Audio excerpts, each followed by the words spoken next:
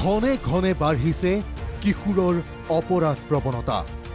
চিপাজাৰ কাণ্ডৰ পাছত এইবাৰ যোৰহাট ছাত্ৰৰ দ্বাৰা ছাত্ৰক আক্ৰমণ চুকা অস্ত্ৰৰে প্ৰহাৰ সতীৰ্থক দ্বাদশ শ্ৰেণীৰ এজন ছাত্ৰক আটক আৰক্ষীৰ বিগত 10 বছৰত কিশোৰৰ অপৰাধ প্ৰৱণতাৰ ক্ষেত্ৰত উত্তৰ পূবৰ ভিতৰত প্ৰথম স্থানত আছে অসম ৰাষ্ট্ৰীয় প্ৰেক্ষাপটতো এই স্থান শীৰ্ষ 15ৰ ভিতৰত মাত্ৰ এদিন পূৰ্বে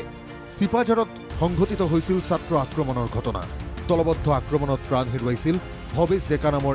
নৱম শ্ৰেণীৰ এজন ছাত্ৰই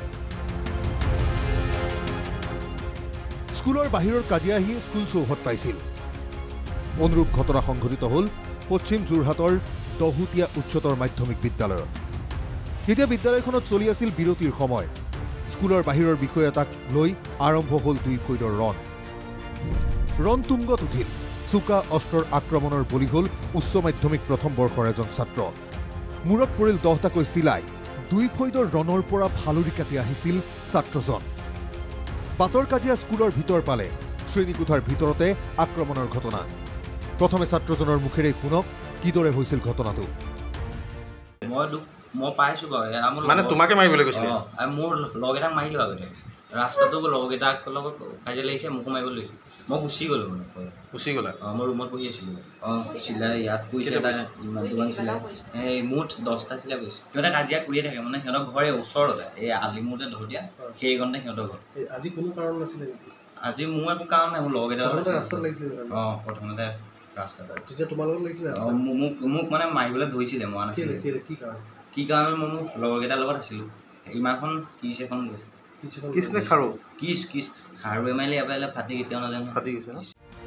পুত্ৰ আক্ৰমণৰ খবৰ পাই ঢপলি আহিল মাতৃ কি হৈছে কেনেকৈ হৈছে একো উৱাদিশ নোপোৱা মাতৃয়ে ক'লে কেনেকৈ পালে খবৰ মই ইয়াৰ পৰা স্কুলৰ পৰা ফোন কৰিছে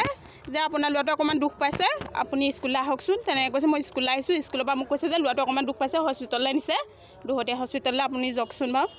আহিছোঁ এতিয়া মই একো কথা পাতিবলৈ পোৱা নাই ল'ৰা মানে চিলাই আছে এতিয়া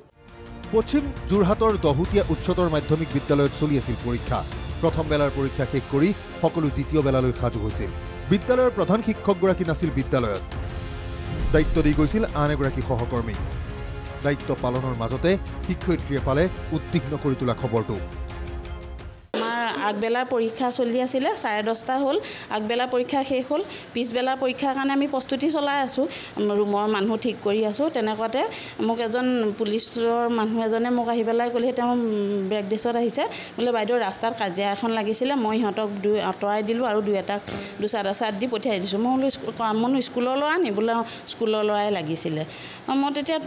এই পৰীক্ষাৰ দায়িত্ববোৰ আনক চঞ্জাই পেলাই মই খবৰটো ল'বলৈ গ'লোঁ এফালে গৈছোঁ তেনেকুৱাতে ল'ৰা এটা আহি মোক কৈছে বাইদেউ বোলে ইয়াক বোলে স্কুলৰ ভিতৰত আহি পেলাই কোনোবা ল'ৰা এটাই পিটিলে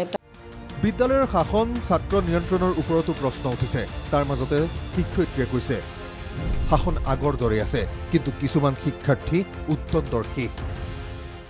আমি শাসনটো আগৰ ভাগে যেনেকৈ কৰি আছিলোঁ আমি এতিয়াও তেনেকৈয়ে ল'ৰা শাসন কৰি আছোঁ কিন্তু ইমান উদণ্ড ল'ৰা আছে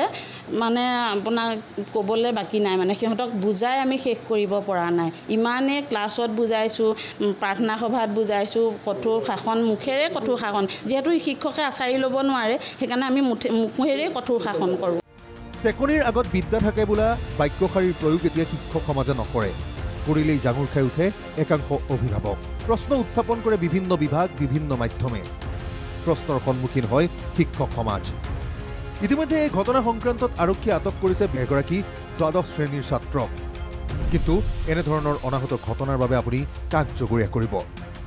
শেহতীয়াকৈ গঢ় লৈ উঠা কিশোৰৰ অপৰাধ প্ৰৱণতা এতিয়া মূৰৰ কামোৰণিত পৰিণত হৈছে সকলোৰে বাবে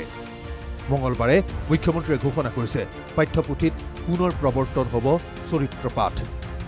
সাম্প্ৰতিক সামাজিক বিশৃংখলতাৰ পৰিৱেশত এই বিষয়েও লাভ কৰিছে গুৰুত্ব কিন্তু একে সময়তে প্ৰশ্ন উঠিছে এই সকলোবোৰ ঘটনাৰ ঔকত চিপাঝাৰৰ পাছত যোৰহাট একেই পেটাৰ বিষয়টো চিন্তনীয় যোৰহাটৰ পৰা দিব্যজ্যোতি বৰাৰ ৰিপৰ্ট NKTV+।